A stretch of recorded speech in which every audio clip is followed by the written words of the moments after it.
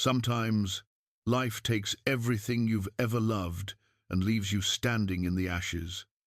For Willa James, that day came when the fire consumed her daddy's farm and the bank took what remained.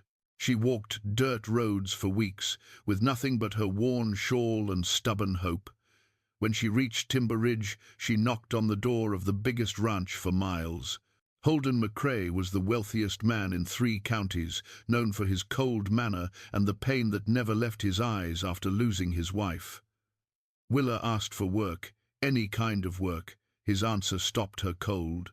"Only if you'll be my wife," he said. It wasn't about love, it was about a promise he'd made to his dying wife. But what happens when 2 broken hearts find healing in the most unexpected place? Before we jump back in, tell us where you're tuning in from, and if this story touches you, make sure you're subscribed, because tomorrow I've saved something extra special for you. The morning sun cast long shadows across the porch of the McCrae ranch house, and Willa James stood there like a woman caught between 2 worlds.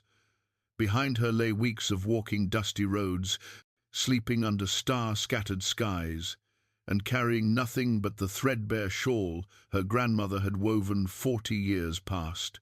Ahead of her stretched the biggest spread of land she'd ever seen, rolling hills dotted with cattle that looked like toys from this distance, and a house that could have swallowed her daddy's entire farm.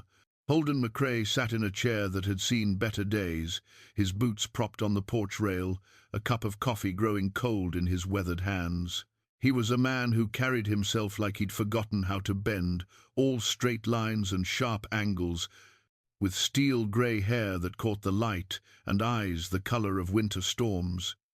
When he spoke, his voice held the kind of quiet authority that came from years of making decisions that mattered. "You sure about this, Miss James?" he asked, not looking at her but studying the horizon like it held answers to questions he hadn't asked yet.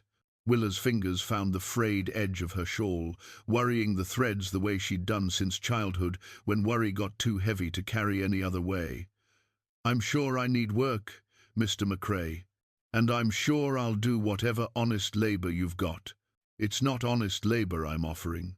The words hung between them like smoke from a dying fire. Willa had heard plenty of men make plenty of offers during her long walk to Timber Ridge, but none had sounded quite like this. There was no hunger in his voice, no calculation, just a weariness that matched her own. She studied his profile, noting the deep lines around his eyes and the way his jaw worked, like he was chewing on words he wasn't ready to speak. Folks in town had painted him as a man carved from granite, but sitting here in the morning light, he looked more like someone who'd simply forgotten how to be soft. "Your wife," Willa said carefully, "the one they say you lost, what was her name?" For a moment, the only sound was the distant lowing of cattle and the whisper of wind through the pines that bordered his property. When he finally spoke, his voice carried the kind of reverence usually reserved for church. "Margaret. Margaret Rose Patterson, before she took my name." His fingers moved unconsciously to the gold band that still circled his ring finger, turning it in a gesture so practiced it seemed involuntary. "She died, bringing our child into the world. Baby didn't make it either." The pain in those simple words hit Willa like a physical blow. She'd known loss, the fire that took her father's life, and their home had been loss enough. But she'd never carried the weight of losing someone you'd promised to love forever, someone you'd built dreams with. How long ago? 3 years, 2 months, 16 days. The precision of his answer told her everything about how carefully he'd been counting. Willa settled into the chair beside his without invitation, her worn skirts spreading around her like the petals of a wilted flower. "My daddy used to say that grief was like a river. You can't stop it from flowing, but you can learn to build bridges over it." Holden's laugh held no humor. "Your daddy sounds like he was a wise man." "He was. Wisest man I ever knew, even if he couldn't read more than his own name." She pulled her shawl tighter around her shoulders, even though the morning was warming nicely. "Lost him in the fire that took our place. Smoke got him before the flames could. I'm sorry for your loss. I'm sorry for yours." They sat in comfortable silence for a while, two people who understood that some griefs were too deep for easy words. The sun climbed higher, painting the landscape in shades of gold and green that reminded Willa of better times, when her father would sit on their much smaller porch and point out the way light moved across their modest fields. "You said you made a promise," Willa said finally. Holden's hands stilled on his coffee cup. "Margaret made me promise. Toward the end, when she knew she wasn't going to make it. Made me swear I'd never let another woman suffer alone if I had the power to help." He finally turned to look at her, and she was surprised by the intensity in his grey eyes. She was like that, always thinking about others even when she was dying. "And you think I'm suffering alone, aren't you?" The question was gentle but direct, and Willa found she couldn't argue with it. She was alone, more alone than she'd ever been in her 26 years. The fire had taken more than her father and their home. It had taken her place in the world, her sense of belonging somewhere. "I suppose I am," she admitted. "Then my offer stands. Marriage, legal and proper, with all the protections that come with being my wife.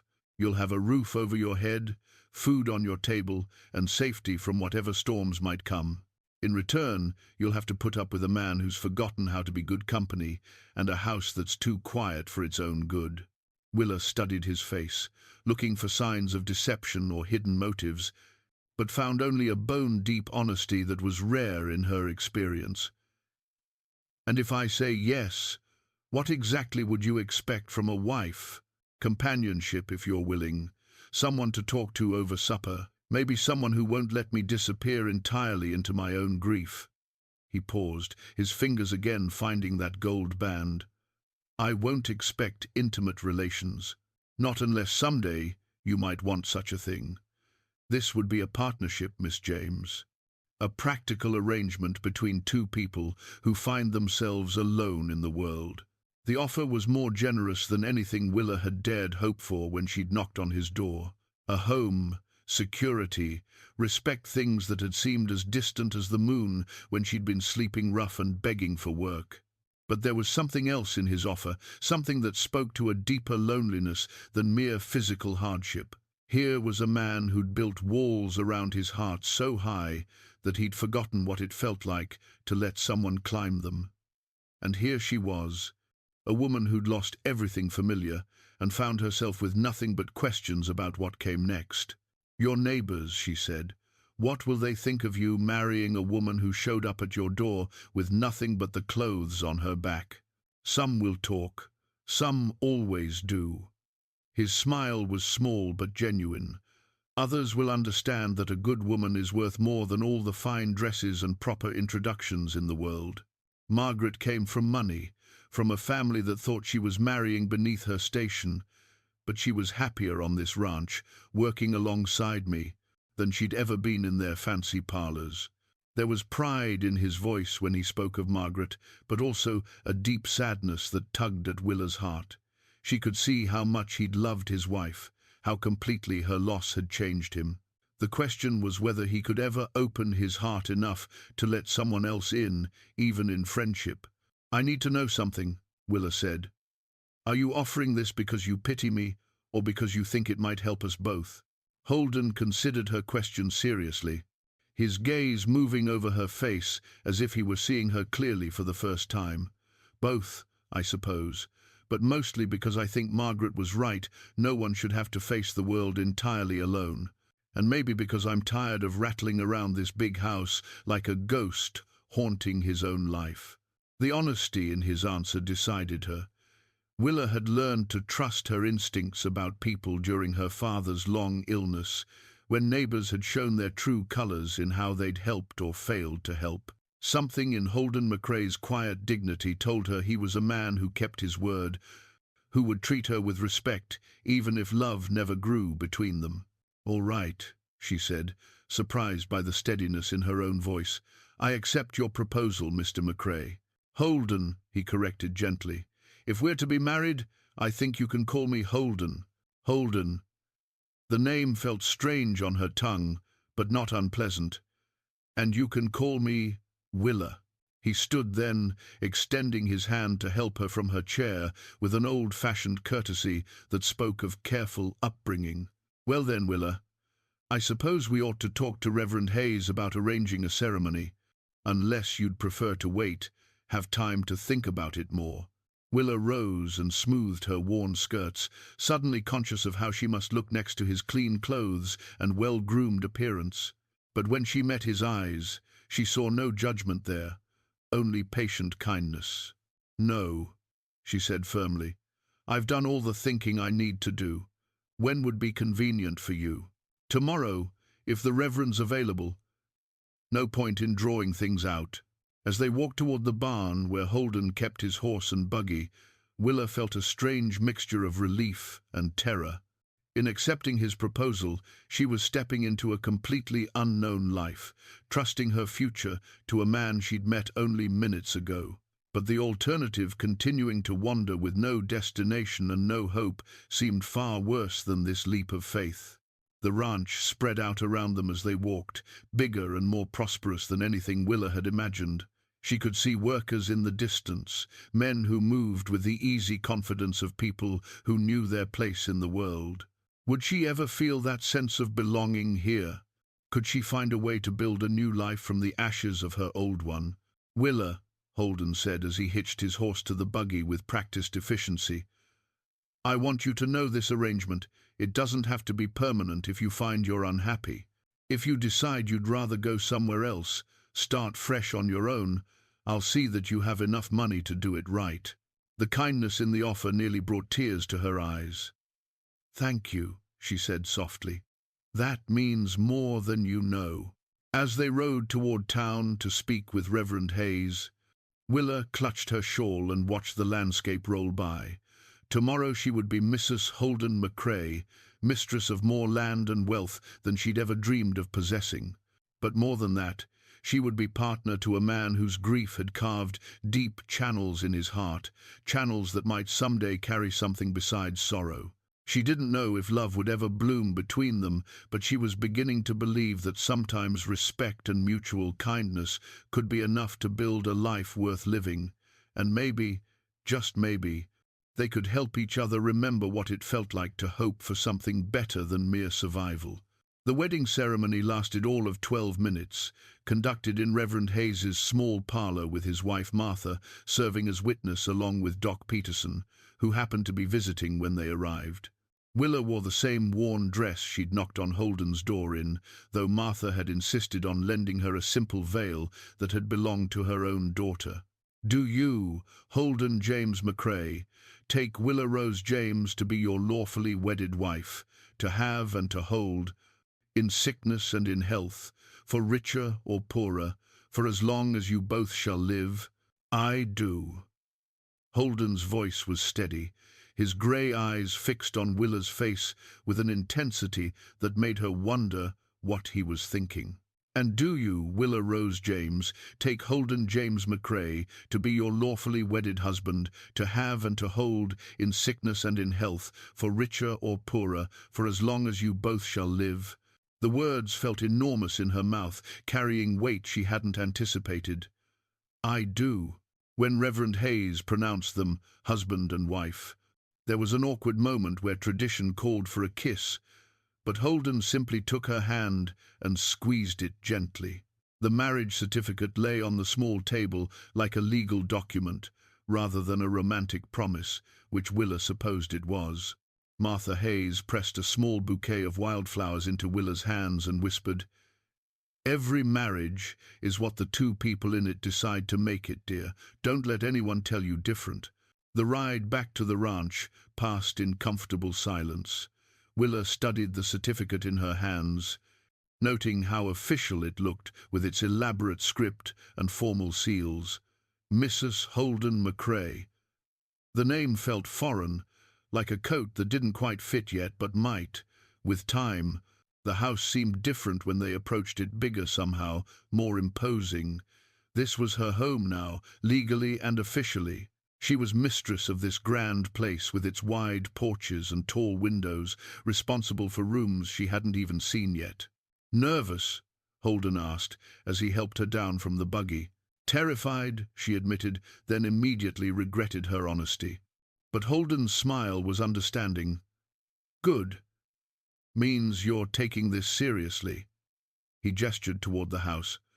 Would you like me to show you around properly? Help you get your bearings? The tour revealed rooms that spoke of comfort and prosperity, but also of a house that had been neglected by someone who'd stopped caring about such things. The parlor held fine furniture covered in a thin layer of dust. The dining room's long table was set for one, as if Holden had been eating solitary meals there for years. Most telling was the kitchen, where she found evidence of a man who'd been cooking for himself, badly burnt pans, a pantry stocked with the basics, but none of the touches that made a house feel like a home. Maria used to keep house for me, Holden explained, seeming embarrassed by the state of things. She moved back to town last year to care for her mother. I kept meaning to find someone else, but you forgot to care about such things, Willa finished gently. Something like that.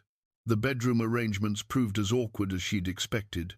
Holden led her upstairs to a hallway with several doors, stopping at the largest.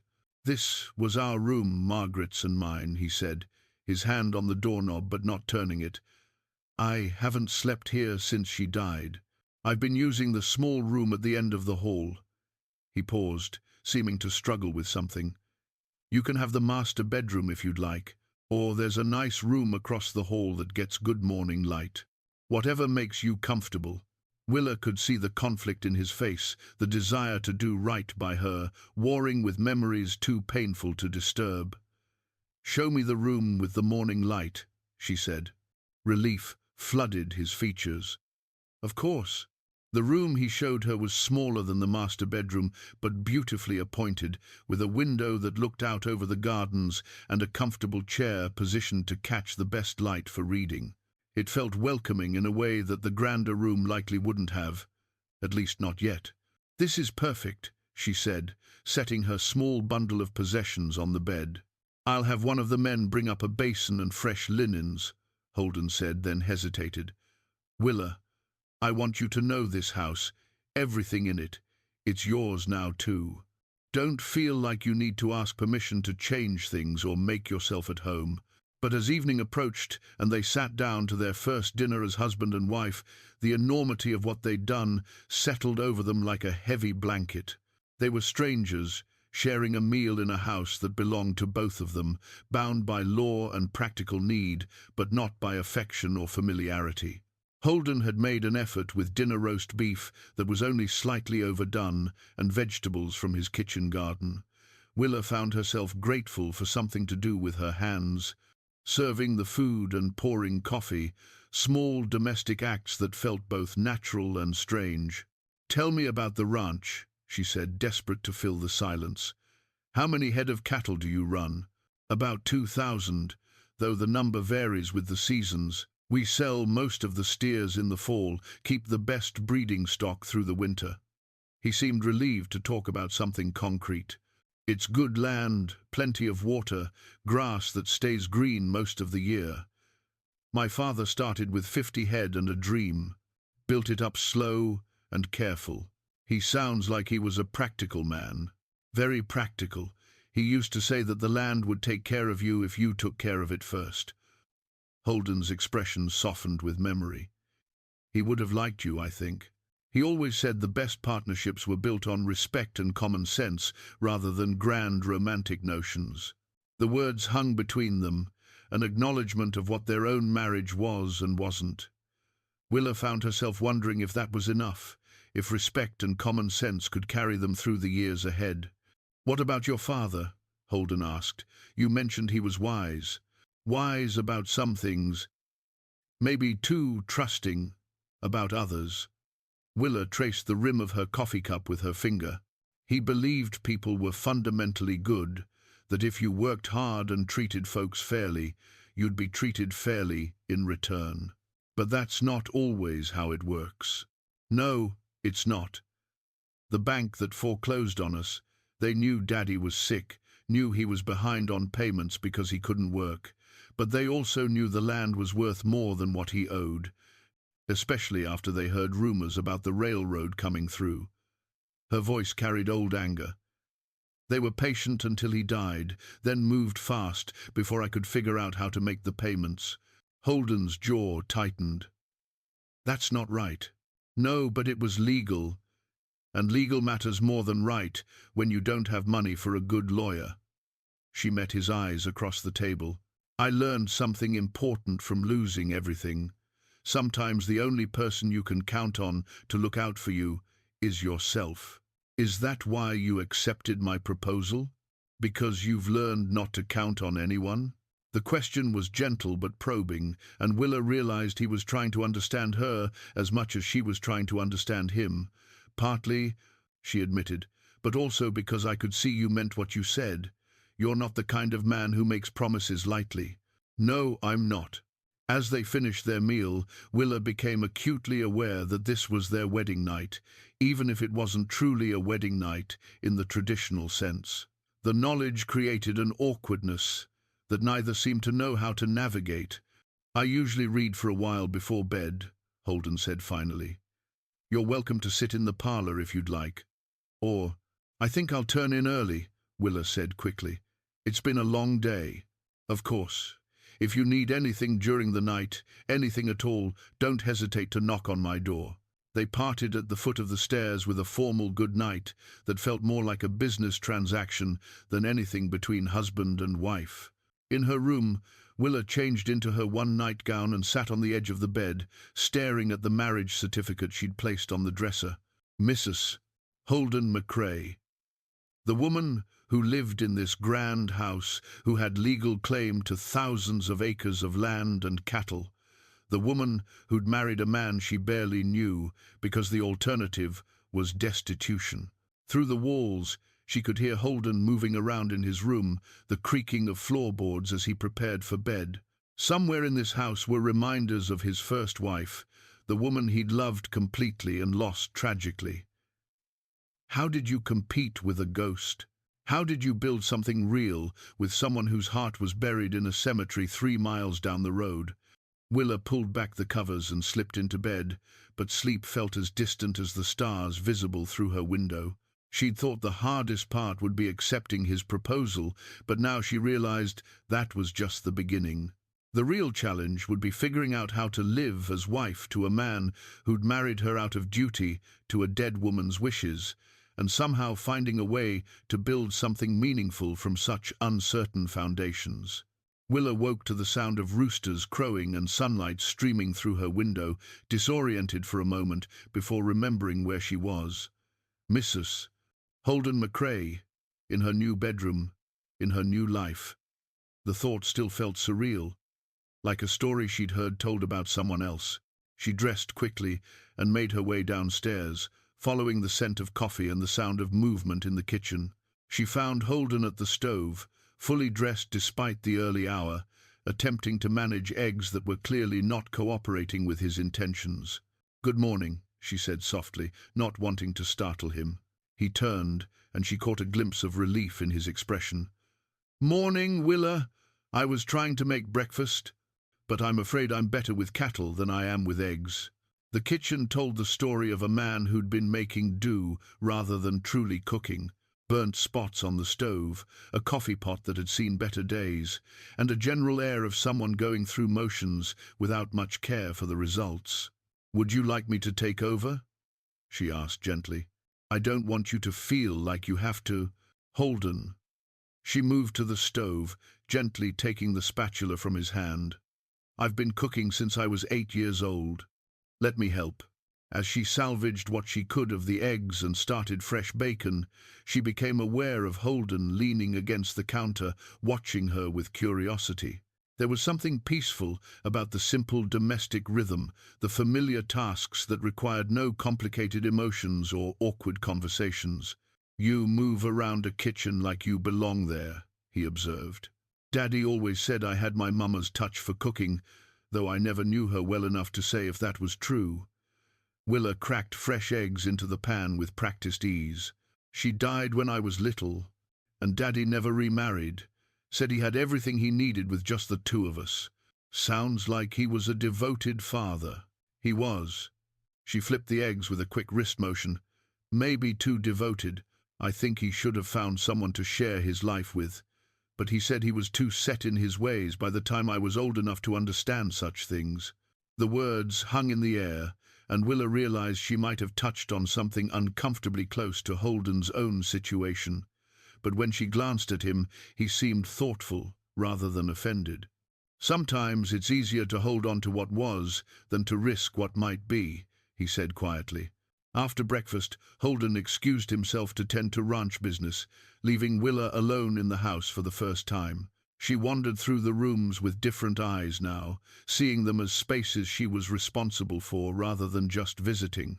In the parlor, she discovered a layer of dust on everything: the mantel, the side tables, the books that lined one wall. She found cleaning supplies in a closet and set to work, grateful for something productive to do with her hands and her nervous energy. As she cleaned, she began to uncover the personality of the house beneath its neglect. Good furniture, well-chosen and well-made. Books that spoke of someone who valued learning literature, history, practical guides for ranching and farming. A few photographs in silver frames, though she noticed these were turned face down, as if someone couldn't bear to look at them. She hesitated over the photographs, torn between curiosity and respect for Holden's privacy. In the end, respect won, and she left them as she'd found them. The kitchen proved more revealing. As she organized cabinets and cleaned surfaces, she found evidence of a woman's touch in the careful arrangement of shelves, the herb garden visible through the window, the delicate china mixed with everyday dishes. This had been Margaret's domain, and Willa felt like an intruder disturbing a shrine. But in one drawer, she found something that made her pause: a delicate apron, beautifully embroidered with tiny flowers, folded as carefully as if it had been placed there yesterday. Margaret's apron, still waiting for its owner to return. Willa stared at the apron for a long moment, overwhelmed by the reality of what she was trying to do. She wasn't just keeping house for Holden, she was trying to live in the shadow of a woman who'd been loved completely, whose presence still permeated every corner of this home. "Find everything all right?" Holden's voice from the doorway made her jump. She turned, feeling guilty for snooping, but he was looking at her with curiosity rather than anger. "I was just organizing," she said, then gestured toward the open drawer. "I found this."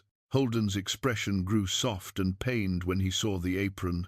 Margaret made that herself. She was always working on some kind of needlework. He stepped closer, his fingers reaching out to touch the delicate embroidery. She wore it every day, said it made her feel like a proper wife. "It's beautiful," Willa said softly. She must have been very talented. She was talented at many things. Holden carefully lifted the apron from the drawer, holding it like something precious and fragile. "I should have put away her things before now, but You don't have to explain," Willa said quickly. "Grief doesn't follow anyone else's schedule." They stood there in the kitchen, the apron between them like a bridge to the past and a barrier to the future. Willa could see the war in Holden's face, the desire to honor Margaret's memory, fighting with the knowledge that holding on to everything wasn't fair to either of them. "Would you like me to pack away her personal things?" Willa offered carefully. "I could put them somewhere safe, where you could find them if you wanted them, but where you wouldn't have to see them every day." Holden was quiet for so long she thought she'd overstepped, but finally he nodded. "That might be for the best." "Thank you." The afternoon brought visitors, 2 ranch hands, who clearly hadn't expected to find a woman in the kitchen when they came looking for Holden. The older man, introduced as Charlie, tipped his hat politely, but she could see the curiosity in his eyes. The younger one, Jake, seemed too shocked to manage more than a mumbled greeting. "Mrs. McCrae," Charlie said, testing the name carefully. "Pleasure to meet you, ma'am. We heard the boss got himself married, but we weren't sure if it was true." "It's true," Willa said simply. "I hope you'll both feel free to continue coming to the house as you always have. I don't want my being here to change the way the ranch operates." "That's kind of you, ma'am," Charlie said, though she could see him filing away details to share with the other hands later. When they left, Willa realized that her presence here would be the subject of much discussion among Holden's employees. They'd be watching, judging, trying to figure out what kind of woman their boss had married and what it meant for their own lives. That evening, she and Holden ate dinner. She'd prepared roast chicken with vegetables from the garden. She was slowly learning to navigate. The conversation came easier than the night before, perhaps because they were both beginning to find their footing in this strange new arrangement. "Charlie seemed like a good man," Willa said. "He's been with me for 15 years, worked for my father before that. He's got strong opinions about how things should be done, but they're usually right." Holden cut his chicken with precise movements. "He'll look out for you, if you need it. Charlie doesn't give his loyalty lightly, but once he does, it's absolute." "And the younger one, Jake?" "Jake's newer, but he's learning. Good with horses, which is more than half the battle in this business." Holden paused, seeming to consider his next words.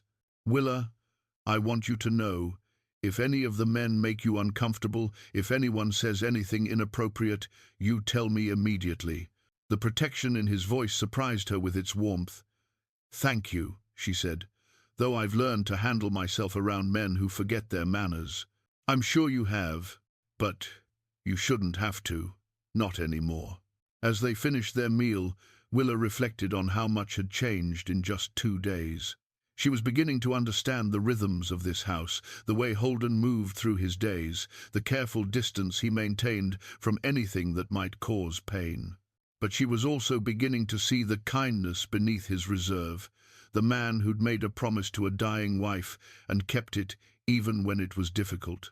The question now was whether they could build something real from this foundation of mutual respect and practical need, or whether they would always be two lonely people sharing a house but not truly sharing a life. 3 days into her new life as Mrs. McCrae, Willa discovered that Holden's idea of her staying safely in the house while he worked didn't align with her own restless nature. She'd cleaned what needed cleaning, organized what needed organizing, and found herself staring out windows at a ranch that needed more hands than it had. "You don't have to help with ranch work," Holden said when he found her mending a broken fence rail near the house. "That wasn't part of our agreement." Willa looked up from the wire she was twisting, noting the way his jaw had tightened. "Neither was sitting idle while there's work to be done. My daddy didn't raise me to be ornamental." "It's not about being ornamental. It's about—" He stopped, running a hand through his hair in frustration. "Margaret never worked outside. She had her gardens, her sewing, the house to manage." The comparison hung between them like a challenge. Willa set down her tools and faced him directly. "I'm not Margaret, Holden. I don't know how to be a lady who tends gardens and embroiders aprons, but I do know how to work, and I know when a ranch is short-handed." "We're not short-handed. Charlie mentioned yesterday that you've been talking about hiring another man for spring roundup. That tells me you are." She gestured toward the fence. "I can do this kind of work. I've been doing it since I was 12. Holden's expression was torn between admiration and concern. "People will talk if they see my wife doing manual labor." "People are already talking. Let them." Willa picked up her tools again. "Besides, what kind of partnership is it if I don't actually contribute to the partnership?" That afternoon, she proved her point by helping Charlie move a small herd to better pasture. The older ranch hand had been skeptical at first, but when he saw how confidently she handled the horses and how naturally she read the cattle's movements, his expression shifted to grudging respect. "You've done this before," he said, as they rode back toward the house. "Different animals, smaller scale, but yes. Daddy raised beef cattle for a while before he switched to crops." Willa patted her horse's neck. "Grateful that some skills never left you. Takes the same patience either way, understanding what motivates them, working with their nature instead of against it. Boss might not like you being out here. Boss will have to get used to it."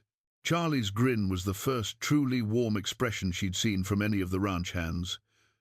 "I think I'm starting to like you, Mrs. McCrae." That evening, Holden brought up her activities over dinner, his tone carefully neutral. Charlie said you helped move the yearlings today. I did. He also said you know your way around cattle. I do.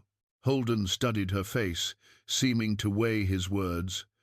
Willa, I married you to give you security, not to put you to work like a hired hand. And I married you for practical reasons too, she replied calmly. But that doesn't mean I intend to sit in the parlor doing needlework while you struggle to manage everything alone. I'm not struggling, aren't you? She set down her fork and leaned forward slightly. When's the last time you took a full day off? When's the last time you weren't up before dawn and working until dark? Holden's silence was answer enough. I'm not asking you to change our agreement, Willa continued. I'm asking you to let me be useful. Let me earn my place here through work instead of just existing as your legal obligation. The next morning, she found Holden in the barn, mucking out stalls with the kind of methodical determination that suggested he'd been thinking about their conversation. He looked up when she entered, taking in her practical clothes and work gloves. Charlie's checking the south pasture fence today, he said finally. If you're determined to help, you could ride with him. Those posts have been loose since the last storm. It was capitulation disguised as assignment, and they both knew it. The work felt good, honest labor under open sky, using muscles that had been restless with inactivity. But it was during the ride back that Charlie shared something that changed how she understood her new husband. Boss has been different since you came, he said, as they watered their horses at a creek that bordered the property. Still works too hard, but he's not carrying himself like the world sitting on his shoulders anymore. How do you mean? Charlie was quiet for a moment, choosing his words carefully. After Mrs. Margaret died, it was like part of him died too. He went through the motions, kept the ranch running, took care of business, but he wasn't really living anymore, just existing. He looked toward the house in the distance. These past few days, I've seen him actually smile a couple times. Not much, but more than I've seen in 3 years. That evening, Willa discovered why Holden might be struggling with her desire to work alongside him. She'd gone upstairs to wash before dinner when she noticed a door at the end of the hall standing slightly ajar. Curiosity overcoming caution, she pushed it open and found herself in a room that took her breath away. A nursery, complete with a hand-carved cradle, tiny clothes still hanging in a wardrobe, and toys arranged on shelves as if waiting for small hands to claim them. But it was the wooden horse on the windowsill that made her heart clench, beautifully crafted, painted with loving detail, clearly made by someone who'd anticipated sharing it with a beloved child. She found Holden in the kitchen, preparing coffee with the same careful attention he gave everything else. When she entered, he looked up and immediately read something in her expression. "You found the nursery," he said quietly. "I'm sorry. I didn't mean to intrude. It's your house too now. You have a right to know what's in it." He poured 2 cups of coffee, his movements steady despite the emotion in his voice. "I made that horse myself. Spent weeks on it, sanding every curve until it was smooth enough that a baby could teeth on it safely." Willa accepted the coffee he offered, wrapping her hands around the warm cup. "You're a skilled woodworker. I thought I'd teach our son to carve, the way my father taught me." Holden's smile was filled with old pain. Had it all planned out the projects we'd work on together, the way I'd pass down what I'd learned. Holden. She reached across the space between them, covering his hand with hers. "I can't imagine how hard it must be to have that room there, full of dreams that didn't come true." He didn't pull away from her touch, and she took that as progress. "Margaret begged me not to dismantle it, said maybe someday." He stopped, shaking his head. But someday never came. They sat in comfortable silence, her hand still covering his, both lost in thoughts of different kinds of loss. Willa found herself thinking about the future in a way she hadn't allowed herself since accepting his proposal. Could there be children in this house again someday? Could she and Holden build something that honored his past while still embracing possibility? "Willa," Holden said finally, his voice rough with emotion. "Thank you for not trying to change everything at once, for letting me find my way to things in my own time. We're both finding our way," she said softly, "and we're both carrying losses that don't heal quickly." When she finally went upstairs to her room, Willa paused at the nursery door again. The wooden horse seemed to watch her from its place on the windowsill, a symbol of hopes that had been cherished and lost. But maybe, she thought, it could also be a symbol of hope that might someday return. 2 weeks into their marriage, Willa found herself settling into rhythms she hadn't expected. Morning coffee with Holden before he headed out to work, shared meals that grew less awkward with each passing day, and evenings when they'd sit on the porch and watch the sun set over his vast holdings. But it was the small confidences they'd begun sharing that surprised her most. Daddy used to say that sunset was God's way of reminding us that endings could be beautiful too, Willa said one evening, as they watched the sky turn shades of gold and pink. She was mending one of Holden's work shirts, a domestic task that felt natural despite their unusual arrangement. "Your father sounds like he was a wise man and a philosopher," Holden replied, whittling a piece of wood with the same careful attention he brought to everything else. "He was, in his way, never had much formal education, but he understood things that mattered." She paused in her stitching. "He used to read to me every night from the Bible he inherited from his own father. That old book was about the only thing I managed to save from the fire. I'd like to see it sometime, if you don't mind sharing." The request surprised her with its genuine interest. "I keep it in my room. It's not much to look at anymore, the cover's worn through, and some of the pages are loose, but it's got pressed flowers between the pages from every place we ever lived." "Every place?" "Daddy and I moved around some when I was little, before we settled on the farm. He was looking for land he could afford to buy outright, didn't want to be beholden to banks." She smiled at the memory. "Every new place, I'd pick a wildflower and press it in the Bible.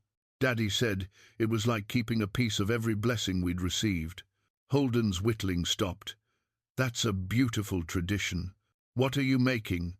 Willa asked, nodding toward the wood in his hands. He held up what was clearly becoming a small bird. "Just keeping my hands busy. Habit from when Margaret was." He stopped, then seemed to make a decision to continue. "When Margaret was pregnant, I used to carve in the evenings. She said it helped her relax, watching me work. Said the sound of the knife on wood was peaceful." It was the first time he'd spoken of Margaret without pain clouding his entire expression, and Willa took it as a sign of healing. "May I see it when you're finished?" "Of course." The next morning brought visitors Doc Peterson and his wife Eleanor, who'd come to call on the new Mrs. McCrae. Willa had been expecting this, knowing that their hasty marriage would require some social navigation, but she still felt nervous as she served coffee in the parlor. "You've done wonders with this place already," Eleanor said, looking around approvingly. "It feels lived in again. Thank you. I've just tried to take care of what was already here." "Holden needed someone like you," Doc Peterson said bluntly. "Man was wasting away with grief, though he was too stubborn to admit it." "Thomas," his wife chided gently. "No, it's true. I told him more than once that Margaret wouldn't have wanted him to bury himself with her." The doctor studied Willa with sharp eyes. "You seem like a sensible woman. Good thing, because that man needs someone with enough sense for both of them sometimes." Eleanor shot her husband a warning look, then turned to Willa with a kinder expression. "What Thomas is trying to say, in his blunt way, is that we're glad Holden found you. This town has been worried about him for a long time." "We barely know each other yet," Willa said honestly. "But he's a good man, and I hope I can be a good wife to him." "Marriage is what two people make of it," Eleanor said, echoing Martha Hayes's words from the wedding day. "Some folks expect too much romance and not enough friendship. I suspect you and Holden might be wise enough to build the friendship first." After they left, Willa found herself thinking about Eleanor's words as she worked in Margaret's garden, or what was becoming her garden now. The previous evening, she'd discovered that several of the herb plants were struggling, and she'd spent the morning transplanting them to better locations. She was kneeling in the dirt, coaxing a stubborn rosemary plant from its pot when she heard horses approaching. Looking up, she saw Holden riding in with Charlie, both men dusty and tired-looking. "Cattle?" she asked as they dismounted. "Spotted some sick animals in the north pasture," Holden said, concern evident in his voice. "Might be nothing, but we can't take chances." Willa stood, brushing dirt from her skirts. "What kind of sickness?" "Could be blackleg, could be something else," Charlie said. "Boss wants to separate the affected animals. Keep an eye on them." "I can help," Willa offered immediately. "Willa, if it is blackleg," Holden began. "If it is blackleg, you need all the hands you can get," she interrupted. "I know how to handle sick animals, and I know how to follow precautions." Charlie looked between them with interest, clearly waiting to see how this domestic disagreement would play out. "She's right, boss," he said finally, "and she's got a good eye for cattle. Spotted a lame steer yesterday that I'd missed completely."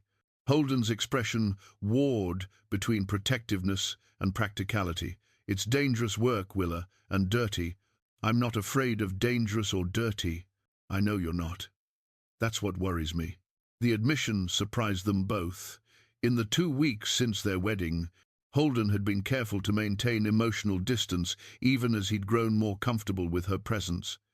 But this felt like genuine concern for her welfare, the kind a husband might feel for a wife he cared about. "I'll be careful," she said softly, "but let me help. Please." The afternoon proved her right. Working alongside Holden and Charlie to separate the affected cattle, Willa demonstrated not just competence but genuine skill. She moved among the animals with confidence, reading their moods and responding appropriately. More than once, Holden found himself watching her work with something that looked like admiration. "You weren't kidding about knowing cattle," he said during a brief rest, offering her water from his canteen. "Daddy taught me that animals are like people. They respond better to patience than force." She took a grateful drink, wiping sweat from her forehead with her sleeve. "These don't look like blackleg to me, though. See how they're favoring their feet? I think they might have gotten into some bad grazing, something that's irritated their hooves." Holden crouched down to examine one of the separated steers more closely. "You might be right. There was a marshy area near where we found them. Could be foot rot from standing in boggy ground too long." If Willa was right, and her assessment proved correct over the following days, her practical knowledge had potentially saved them from a much more serious situation. That evening, as they sat down to dinner, Holden seemed to see her with new eyes. "Thank you for today," he said. "Your help made a real difference." "We're partners," Willa replied simply. "Partners help each other." The word hung between them, carrying weight beyond their practical arrangement. They were partners, she realized. Maybe not in love, maybe not yet in complete trust, but in the real work of building a life together. That night, Willa retrieved her father's Bible from her room and brought it downstairs to where Holden sat, reading by lamplight. Without saying anything, she placed it on the small table between their chairs. "The pressed flowers?" he asked, understanding immediately. "Would you like to see them?" As they carefully turned the fragile pages together, Willa sharing the story behind each pressed bloom, she realized they'd crossed another threshold in their strange courtship. They were sharing not just a house and a name, but the deeper things that made them who they were. A month into their marriage, Willa began to notice small changes that suggested Holden was slowly emerging from the cocoon of grief he'd wrapped around himself. The turned-down photographs in the parlor were now facing up, revealing Margaret's gentle smile and the happy couple they'd once been. He'd begun humming while he worked, unconscious melodies that drifted through the house like returning life. Most tellingly, he'd started removing Margaret's clothes from their bedroom, folding them carefully into trunks rather than leaving them hanging like ghosts in the wardrobe. "I want to donate these to families that could use them," he explained, when Willa found him packing away a particularly beautiful dress. "That's thoughtful of her memory," Willa said, helping him fold a delicate shawl. She seems like she was a generous person. She was. Always thinking about others, even when she was suffering. He paused, holding a blue ribbon that had probably adorned Margaret's hair. I think she would have liked you, Willa. You have that same quality, putting others before yourself. The comparison no longer stung as it might have in those first awkward days. Instead, Willa felt honored to be spoken of in the same breath as a woman Holden had clearly treasured. I hope I can live up to that, she said softly. Among Margaret's things, they found a silver locket containing a small photograph of her and Holden on their wedding day. They looked impossibly young and radiantly happy, faces bright with hope for the future they thought they'd have together. Holden held the locket for a long moment, his thumb tracing its surface. She wore this every day, he said finally. Even at the end, when she was so weak she could barely lift her head, she wanted to make sure she was wearing it. It's beautiful. She was beautiful. She was. Holden opened the locket one more time, studying the tiny photograph. But I think it's time to put this away too. Margaret's memory doesn't need a shrine to survive. It lives in the good things she taught me, the ways she made me better. He closed the locket with a soft click and placed it carefully in the trunk with her other belongings.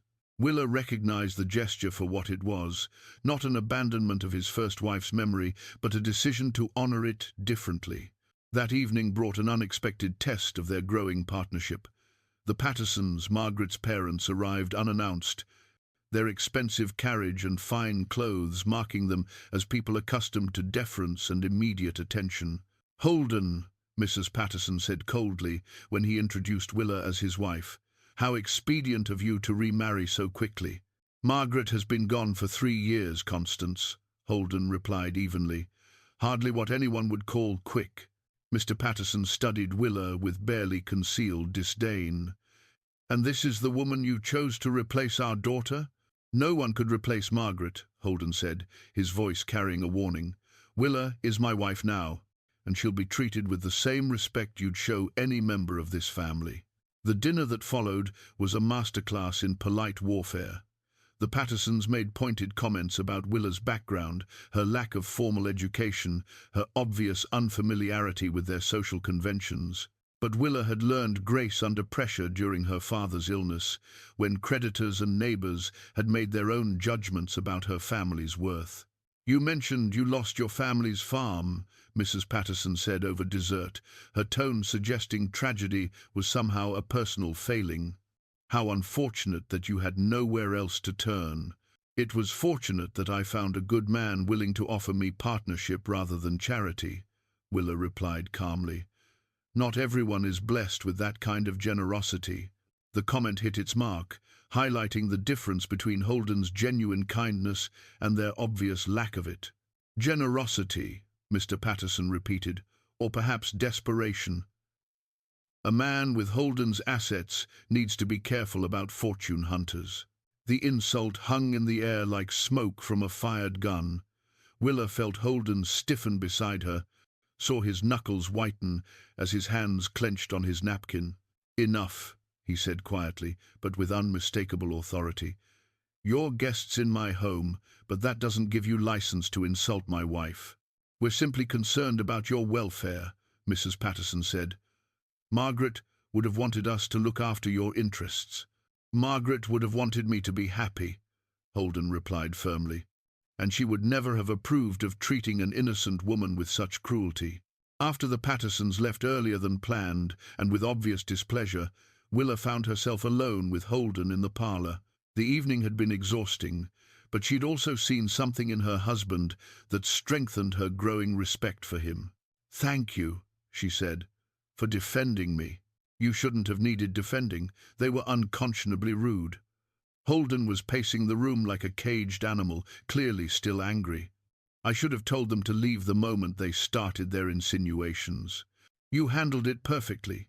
You stayed civil while making your position clear." "My position," he repeated, stopping to face her.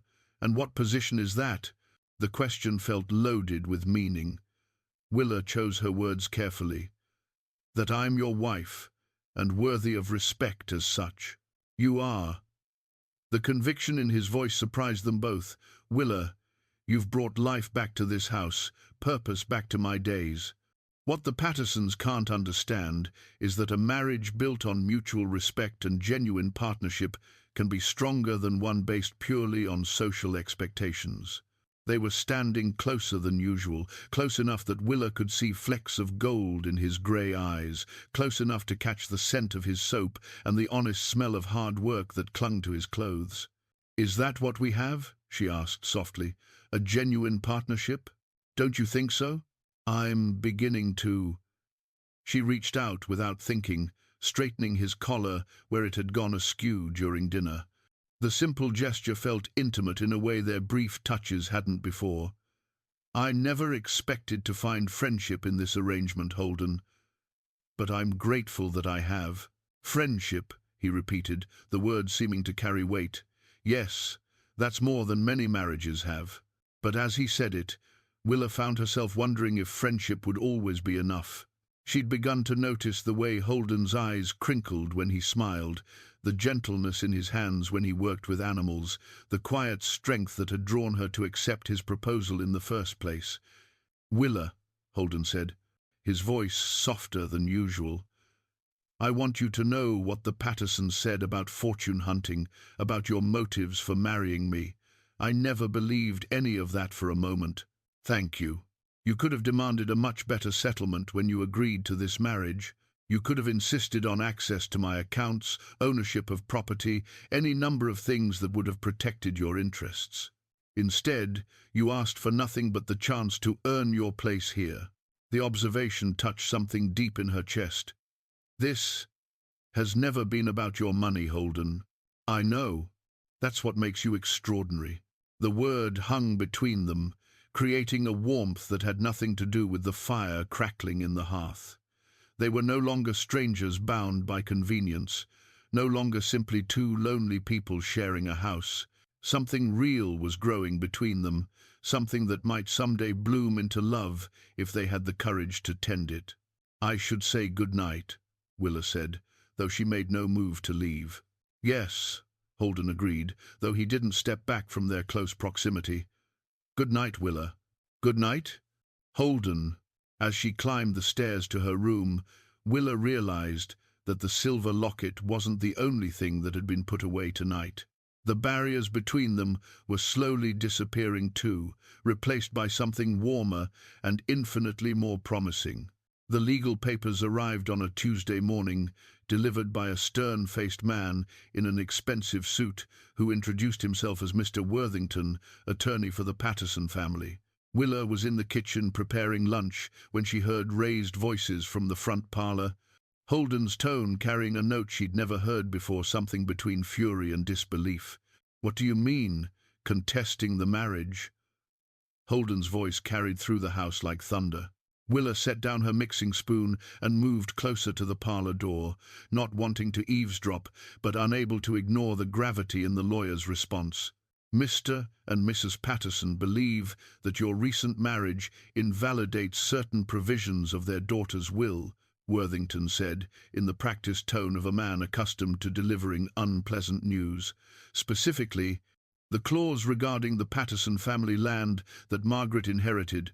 That land became mine when we married. It's been part of this ranch for 4 years. Under normal circumstances, yes.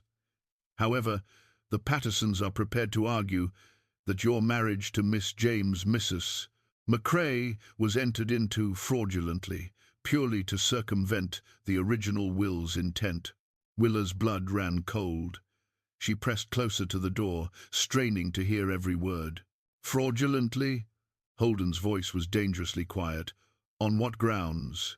"The speed of the courtship, the lack of proper social introduction, the bride's obvious financial desperation.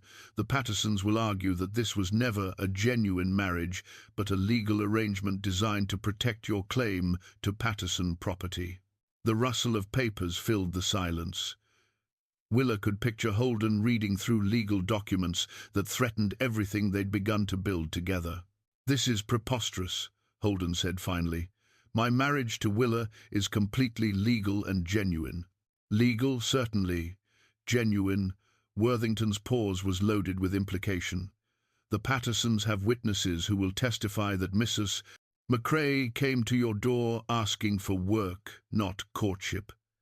They have statements suggesting the marriage was proposed as an employment arrangement rather than romantic attachment. Willa's heart sank. Every word was technically true, even if it missed the deeper reality of what their relationship had become. The Patterson family also questions the timing, Worthington continued. Margaret's will contained a provision that if you remarried, her inherited land would revert to her family unless the new marriage lasted 5 years and produced an heir. They believe you married hastily to establish a claim before they could challenge the original bequest. That's absurd. I didn't even remember that clause existed. But Willa could hear doubt creeping into Holden's voice, and her chest tightened with a terrible suspicion. Had he remembered? Had their marriage been about more than just honoring a promise to his dying wife? Nevertheless, they're prepared to contest your ownership of approximately 3,000 acres of prime grazing land, plus the water rights that come with it. That's roughly 1/3 of your current ranch. The magnitude of the threat hit Willa like a physical blow. 3,000 acres, enough land to cripple Holden's operation if he lost it, enough to destroy everything he'd built. What exactly are they demanding? Holden asked. Return of the Patterson lands and water rights, plus compensation for what they consider illegal use of the property since Margaret's death. The total claim approaches $50,000. $50,000. More money than Willa had ever imagined. Certainly more than Holden could afford to lose without destroying his livelihood. And if we fight this, the case could drag on for years. Even if you ultimately win, the legal fees alone could bankrupt you. And there's always the possibility that a judge might find their arguments persuasive. After Worthington left, Willa remained in the kitchen, her hands shaking as she tried to process what she'd overheard. When Holden appeared in the doorway, his face was grey with strain. "You heard," he said. "It wasn't a question." "Enough." She turned to face him fully, studying his expression for signs of deception. "Holden, I need you to tell me the truth. Did you know about that clause in Margaret's will when you proposed to me?" The question hung between them like a loaded gun. Holden's silence stretched long enough to become an answer in itself. "I knew," he said finally, his voice barely above a whisper. "Not consciously, not when I first made the offer. But later that night, after you'd accepted, it came back to me." The admission hit Willa like a slap. "And you didn't think to mention it." "I thought about it. God help me. I thought about calling off the whole arrangement, telling you I'd changed my mind." He ran both hands through his hair, a gesture of frustration she'd come to recognize. "But by then, I realized I didn't want to call it off. Not because of the land, but because I wanted you to stay. How convenient that your desires aligned with your legal needs." The sarcasm in her voice made him flinch. "Willa, it wasn't like that. Wasn't it? You needed a wife to protect your claim to the Patterson land. I needed a home and security. It's the perfect legal arrangement. Exactly what the Pattersons are claiming. In the beginning, maybe. But that's not what this has become. Hasn't it?" Willa pulled off her apron with sharp, angry movements. "How do I know what this has become, Holden? How do I know what's real and what's just you protecting your investment? Because you know me." He stepped closer, his grey eyes intense with sincerity. "You've seen how I live, how I treat you, how I've changed since you came here. Do you honestly believe I've been pretending all this time?" The terrible thing was, she didn't believe he'd been pretending. The kindness she'd seen, the growing intimacy between them, the way he'd defended her to the Pattersons, none of that felt calculated or false. But the foundation of their entire relationship had just shifted beneath her feet. "I don't know what to believe anymore," she said honestly. "Then, believe this." He reached into his vest pocket and pulled out a folded document. "I had my lawyer draw this up last week, before any of this happened." Willa unfolded the paper with trembling fingers. It was a deed transfer, legally prepared and signed. granting her full ownership of 500 acres of the ranch's best land. "I don't understand," she whispered. "If our marriage was just about protecting my legal claim, would I give you land that could compete with my own operation? Would I grant you water rights that I need for my cattle?" His voice was rough with emotion. "I did that because I wanted you to have security that didn't depend on me, choices that weren't tied to whether you stayed married to me or not." The document in her hands was proof of something beyond legal maneuvering. It was evidence of genuine care for her welfare, independent of any benefit to himself.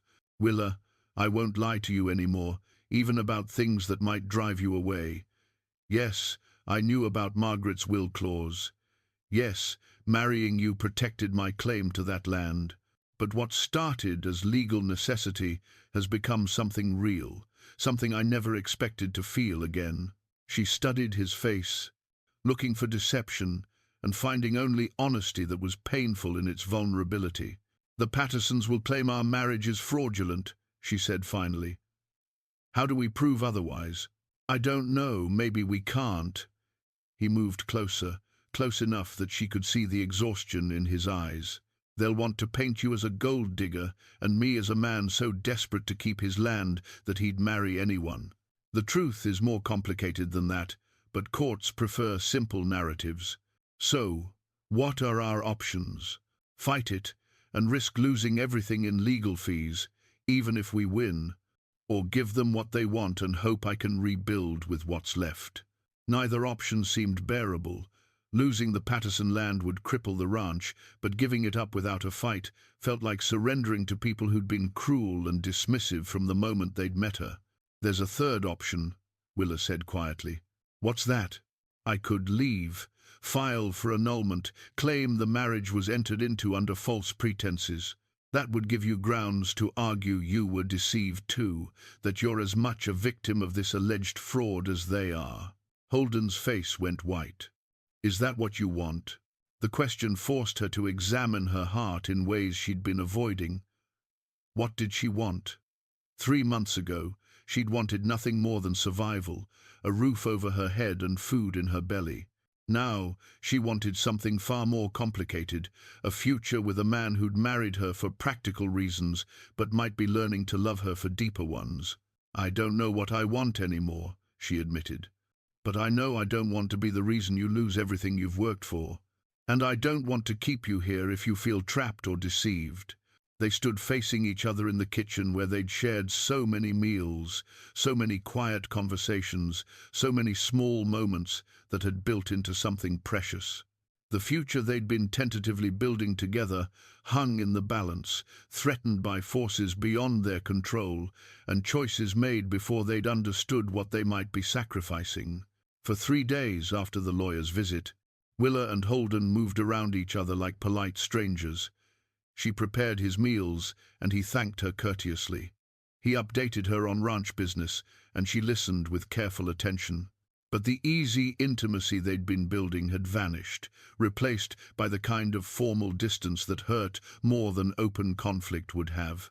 On Thursday morning, Willa made a decision that surprised even herself. She packed her few belongings into the same worn carpet bag she'd carried when she first knocked on Holden's door and walked into town to stay with Reverend and Martha Hayes. "I need time to think," she explained to Martha over tea in the parsonage kitchen.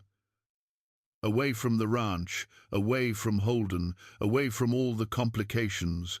"And what is it you're thinking about, dear?" Martha asked gently. "Whether anything between us was real, or whether I've been fooling myself about a man who married me to protect his legal interests." The words tasted bitter in her mouth. "Whether love can grow from such practical soil, or whether I should cut my losses and start fresh somewhere else." Martha was quiet for a long moment, stirring her tea with the kind of careful attention that suggested deeper thoughts. "You know, I've been married to Reverend Hayes for 37 years. I can tell you with certainty that the reasons people marry and the reasons they stay married are often completely different things.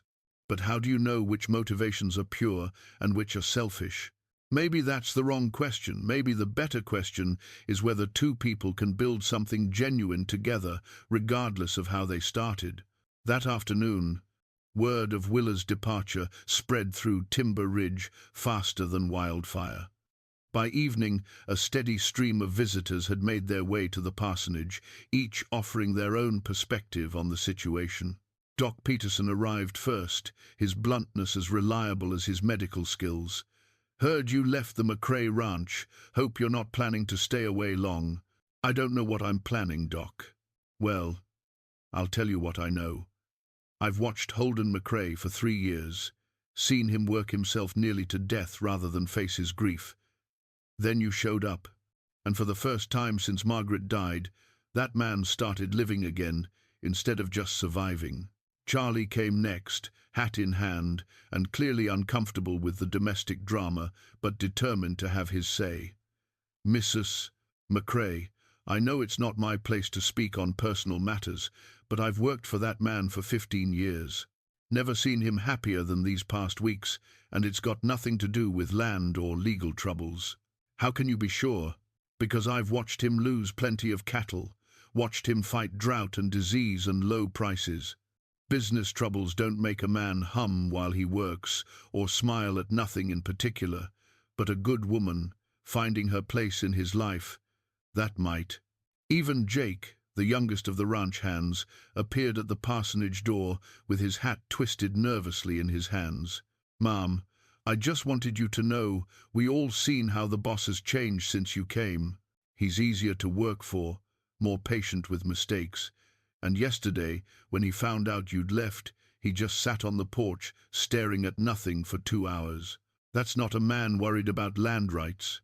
That's a man missing someone important." But it was Eleanor Peterson's visit that cut closest to the truth. The doctor's wife sat with Willa on the parsonage porch as the sun set over the town, speaking with the wisdom of someone who'd observed human nature for decades. "The Pattersons came by to see us today," Eleanor said without preamble. "Wanted to know if we thought their legal case had merit." "What did you tell them?" "I told them that a marriage certificate is just a piece of paper. What makes a marriage real is what two people build together day by day." Eleanor's smile was gentle but firm. "I also told them they were fools if they thought they could destroy what you and Holden have by waving legal documents around. What if what we have isn't real? What if it's just two lonely people convincing themselves they've found something meaningful? Willa, dear, I've seen marriages built on every foundation you can imagine: passion, convenience, family pressure, financial necessity. The ones that last and grow stronger aren't necessarily the ones that started with romance. They're the ones where two people choose each day to care for each other, to build something together, to become better versions of themselves." That evening, alone in the small guest room Martha had prepared for her, Willa found herself examining the deed Holden had given her. 500 acres of prime ranch land, signed over to her with no conditions, no strings attached. It was worth more than her father's entire farm had been, enough to give her true independence if she chose to claim it. But more than the financial security it represented, the deed was proof of Holden's intentions. A man planning to use her for legal protection wouldn't grant her land that could compete with his own operation. A man who saw her as temporary wouldn't give her permanent stakes in the very enterprise that defined his life. The next morning brought news that changed everything. Worthington, the Pattersons' lawyer, had filed formal papers contesting the marriage and demanding return of the Patterson lands. The case would be heard in 3 weeks by Judge Morrison, a man known for his fairness, but also his strict interpretation of the law. Martha delivered this news along with breakfast, her expression concerned. "Holden was here this morning, early. Looked like he hadn't slept. What did he want? To know if you were well, if you needed anything. He left this for you." Martha handed her a folded piece of paper. Willa opened it to find a brief note in Holden's careful handwriting. "I won't fight for land at the expense of your happiness. If you want to leave, I'll help you go anywhere you choose. If you want to stay and fight this together, I'd be honored to stand beside you. Either way, You deserve to know that these weeks with you have been the best I've known since Margaret died. H. The simple honesty of his words broke through the protective walls she'd built around her heart since learning about the will clause. This wasn't the writing of a man protecting a business investment. This was the plea of someone who'd found unexpected love and was terrified of losing it. That afternoon, Willa made her way to the cemetery where Margaret McCrae rested under a simple granite headstone. She'd never visited before, feeling it would be presumptuous, but now she needed to have a conversation with the woman whose shadow had shaped her marriage from the beginning. "I don't know if you can hear me," Willa said, kneeling beside the grave. "But if you can, I need to ask you something. Did you really want Holden to help women who were suffering alone? Or was that just his way of making sense of what happened to you?" The wind rustled through the pine trees that bordered the cemetery, carrying the scent of approaching autumn. In the distance, Willa could see the spire of the church where she and Holden had been married, where they'd made promises neither of them had fully understood at the time. "He's a good man," she continued. "Maybe too good for his own peace of mind. He's been carrying guilt about your death for 3 years, trying to honor promises that might be keeping him from truly living again." As she sat in the peaceful silence of the cemetery, Willa realized she'd been asking the wrong questions. Instead of wondering whether Holden's motivations had been pure from the beginning, she should be asking whether they could build something pure together moving forward. Instead of questioning whether their love was real, she should be deciding whether she was brave enough to fight for it. That evening, she walked back to the McCrae ranch as the sun set behind her. Holden was sitting on the porch where she'd first found him 6 weeks ago, but this time he wasn't alone. Charlie sat beside him, and even from a distance she could see the slump of defeat in both men's shoulders. "Mrs. McCrae," Charlie said, rising quickly when he saw her approaching. "Good to see you back." "Is it back?" Holden asked quietly, his eyes searching her face. "Or are you here to collect your things?"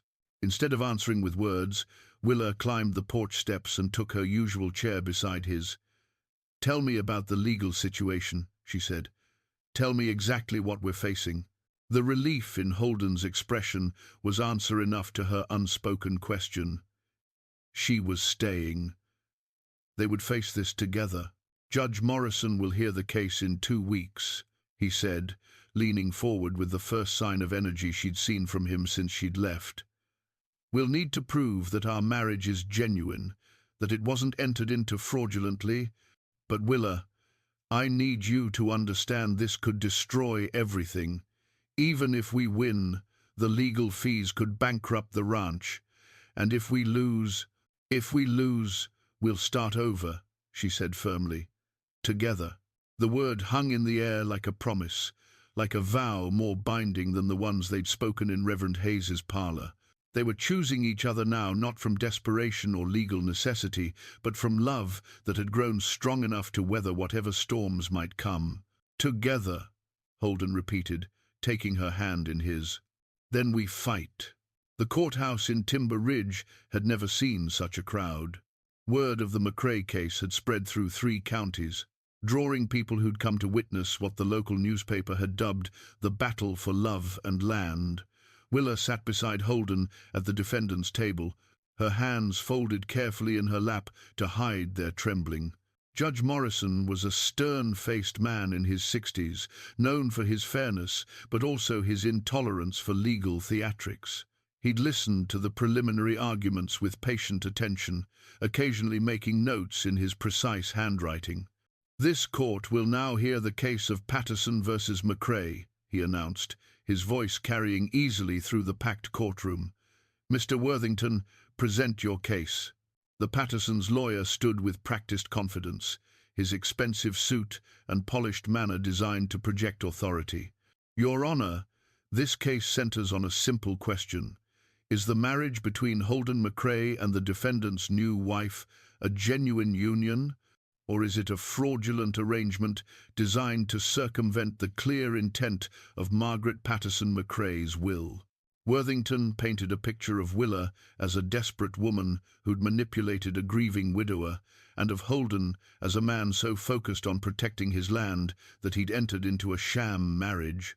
He called witnesses who testified about Willa's arrival at the ranch with nothing but the clothes on her back, about the speed of their courtship, about the practical nature of their arrangement.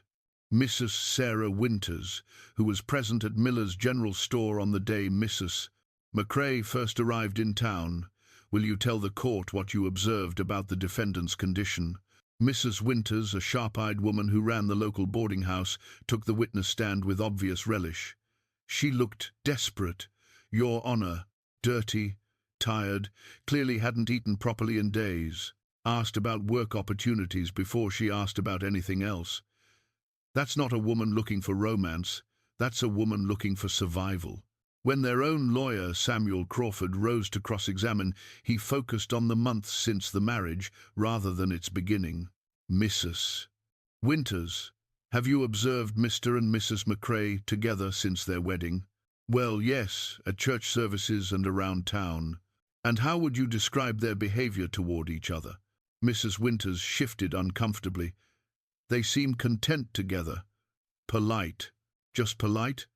Nothing more? Well, I suppose they seem genuinely fond of each other, but that could be... Thank you, Mrs. Winters. No further questions. The morning continued with a parade of witnesses called by Worthington, each contributing pieces to his narrative of fraud and manipulation. But as the afternoon session began, something unexpected happened.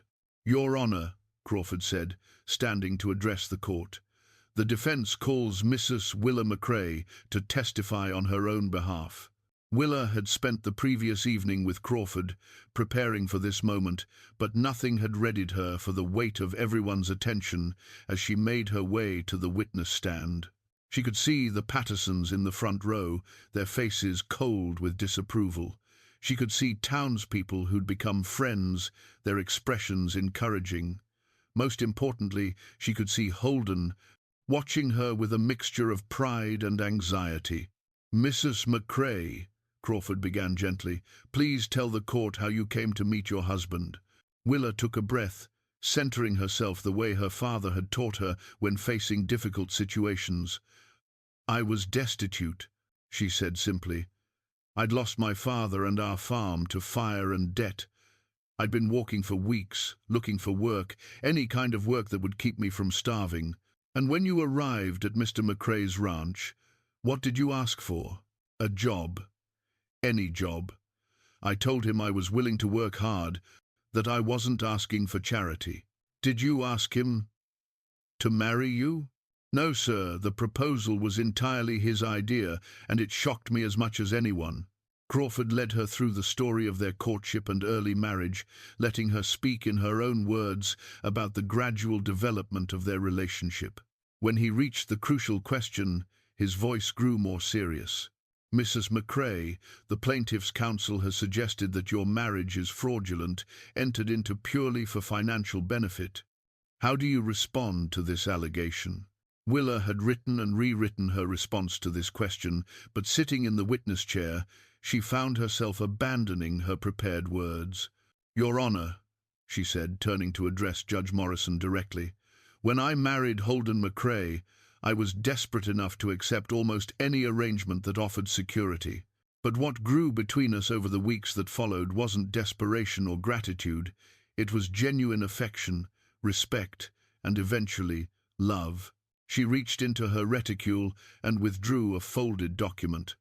This is a deed that my husband prepared and signed without my knowledge, granting me ownership of 500 acres of prime ranch land.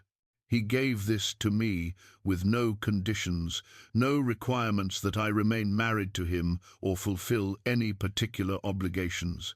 Crawford took the document and entered it as evidence, but Willa continued speaking. Your Honor, a man planning to use me for legal protection wouldn't give away valuable land that could weaken his own position. A man who saw me as temporary wouldn't grant me permanent stakes in his livelihood. This deed proves what I know in my heart, that Holden married me initially from kindness and duty, but that what we've built together is real love." The courtroom was absolutely silent as she finished speaking. Even Worthington seemed momentarily taken aback by the sincerity in her voice and the evidence of the deed. "Thank you, Mrs. McCrae," Crawford said softly. "Your witness, Mr. Worthington." Worthington approached the witness stand with the predatory confidence of a man who believed he could dismantle Willa's testimony with a few well-chosen questions. But something in her steady gaze seemed to give him pause. "Mrs. McCrae," he began, his tone deceptively gentle, "you've painted a rather romantic picture of your marriage. But isn't it true that you accepted Mr. McCrae's proposal within hours of meeting him?" "Yes, sir."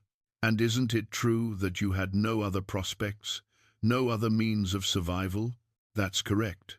"So when a wealthy man offered you marriage and security, you didn't hesitate to accept, regardless of your feelings toward him?" Willa considered the question carefully. "Mr. Worthington, when you're drowning, you don't question the motives of the person who throws you a rope. You grab it and hope for the best." A murmur of sympathy rippled through the courtroom, but Worthington pressed on. "And this deed Mr. McCrae supposedly gave you out of pure generosity, when exactly did you receive it?" "About a week before your legal papers arrived." Convenient timing, wouldn't you say? Almost as if Mr. McCrae knew trouble was coming and wanted to ensure your loyalty. "Objection," Crawford called. "Speculation." "Sustained," Judge Morrison ruled. "Mr. Worthington, please confine yourself to facts." But Worthington had made his point. He continued his attack, questioning every aspect of their relationship, every kindness Holden had shown her, every moment of growing intimacy between them. "Mrs. McCrae, you claim to love your husband, but can you honestly say you would have married him if he'd been poor, if he'd had nothing to offer you but affection?" The question hung in the air like a challenge. Willa felt the weight of the entire courtroom's attention, felt Holden's eyes on her from across the room.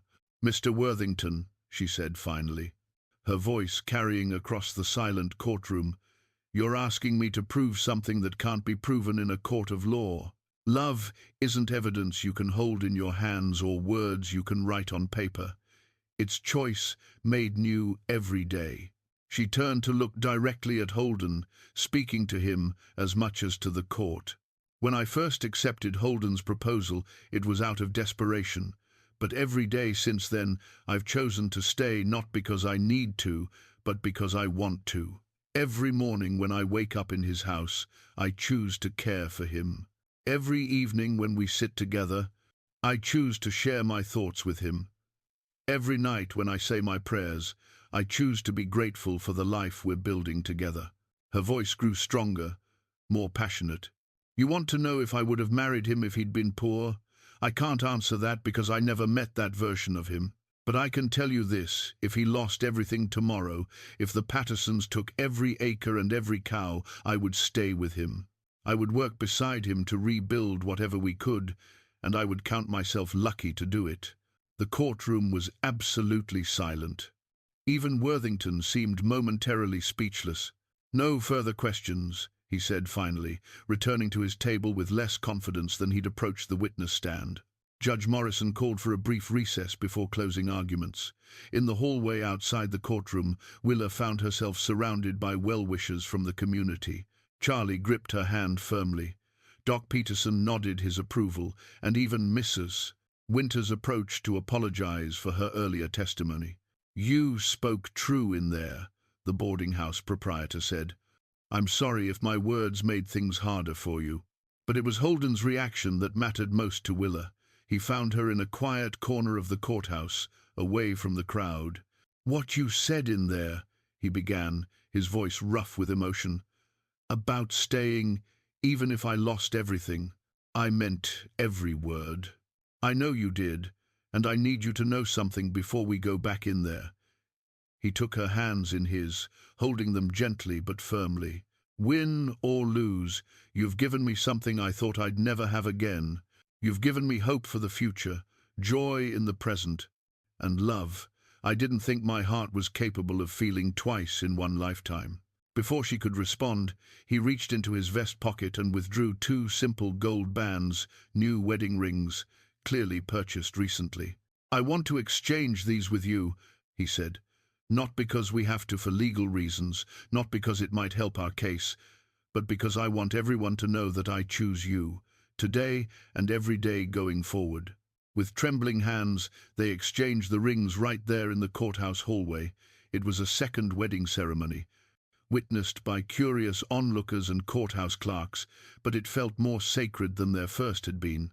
"Whatever happens in there," Holden whispered, "we face it together." When they returned to the courtroom for closing arguments and Judge Morrison's decision, they walked hand in hand, their new rings catching the afternoon light streaming through the tall windows. The legal battle would be decided by evidence and precedent, but the real victory had already been won. In the hallway outside, two hearts, choosing each other freely, completely, and without reservation. Judge Morrison's gavel echoed through the packed courtroom like a gunshot, bringing an immediate hush to the assembly. Willa felt Holden's hand tighten around hers as the judge prepared to render his decision, their new wedding rings pressing together in a symbol of unity that transcended whatever legal verdict might come. "This court has carefully considered all testimony and evidence presented," Morrison began, his weathered face betraying no hint of his conclusions. "The case before us hinges on a fundamental question: whether the marriage between Holden McCrae and Willa James McCrae constitutes a genuine union or a fraudulent arrangement designed to circumvent legal inheritance provisions." The silence in the courtroom was absolute, broken only by the scratch of newspaper reporters' pencils and the subtle rustle of clothing as people leaned forward in anticipation. While the plaintiff has presented evidence of the practical circumstances surrounding this marriage, the defendant's desperate financial situation, the speed of the courtship, the timing relative to inheritance laws, this court finds such evidence insufficient to prove fraudulent intent. Mrs. Patterson's sharp intake of breath was audible from the front row, while behind them Willa heard Charlie's quiet exhale of relief. Marriage, by its very nature, often involves practical considerations alongside emotional ones, the judge continued. History is replete with unions entered into for reasons of security, social advantage, or mutual benefit that nonetheless evolved into genuine partnerships. The question is not whether practical motivations existed, but whether the union that followed was authentic. Morrison lifted the deed Willa had presented as evidence. The defendant's voluntary transfer of valuable property to his wife, with no conditions or requirements for her continued marriage, demonstrates intent far beyond mere legal maneuvering. A man seeking to perpetrate fraud would not weaken his own position by granting such significant assets to his supposed co-conspirator. Worthington's face had grown steadily redder as the judge spoke, while the Pattersons sat rigid with barely controlled fury. Furthermore, the testimony presented by community members, including longtime employees of the defendant, establishes a pattern of genuine affection and mutual respect that is inconsistent with fraudulent conspiracy. Mrs. McCrae's willingness to participate in ranch operations, her integration into the community, and the observable changes in both parties' demeanor all support the authenticity of their union. Judge Morrison set down his papers and looked directly at Willa and Holden. Most compelling, however, was Mrs. McCrae's testimony regarding the nature of love itself. Her articulation of love as daily choice, rather than initial circumstance, demonstrates a mature understanding of marriage that belies any suggestion of fraud. A woman engaged in legal deception would not speak with such genuine emotion about her commitment to remain with her husband regardless of financial outcome. The judge's gavel came down again, final and decisive. This court finds no evidence of fraudulent marriage. The plaintiff's claim to the Patterson family lands is denied. The marriage between Holden McCrae and Willa McCrae is deemed genuine and legally binding. Court dismissed. The explosion of noise that followed, cheers from supporters, angry muttering from the Pattersons' corner, the scraping of chairs as people rose, seemed to come from very far away. Willa found herself enveloped in Holden's embrace, his face buried against her shoulder as the relief and emotion of the past weeks finally found release. "We did it," he whispered. "We won." "No," Willa corrected softly, pulling back to look into his eyes. "We didn't win. We just got to keep what was already ours." 6 months later, on a crisp spring morning that painted the ranch in shades of green and gold, Willa stood in the nursery that was no longer empty. The hand-carved wooden horse still sat on the windowsill, but now it was joined by other toys, tiny clothes hanging in the wardrobe, and a new cradle that Holden had spent weeks perfecting with loving attention to every detail. She placed her hand on her gently rounded belly, feeling the flutter of movement that had become familiar over the past few weeks. Their child, the heir that Margaret's will had specified, though that legal requirement had long since become irrelevant compared to the joy this new life represented.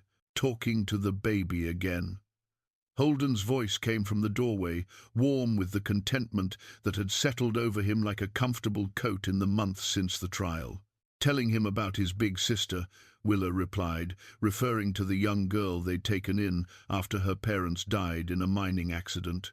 Sarah was 7 years old, quick with a smile and quicker with questions, and she'd attached herself to both of them with the fierce devotion of a child who'd found safety after loss.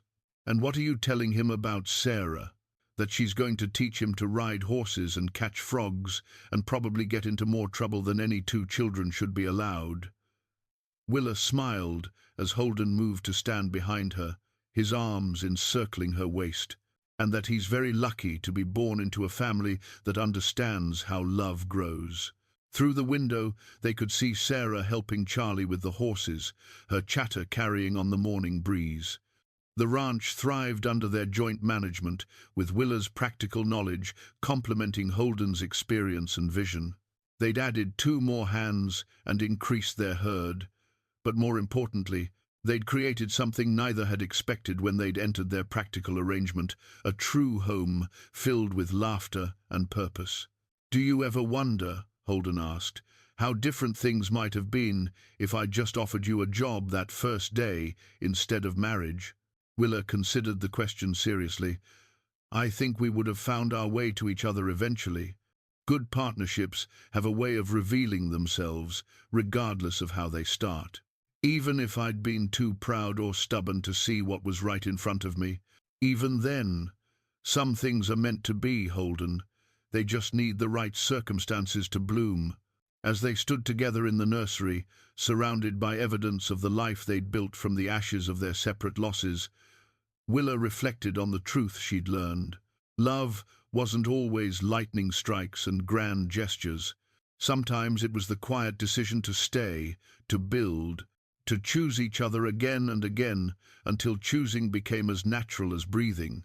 The wooden horse caught the morning light, no longer a symbol of lost dreams, but a bridge between past hopes and present joy.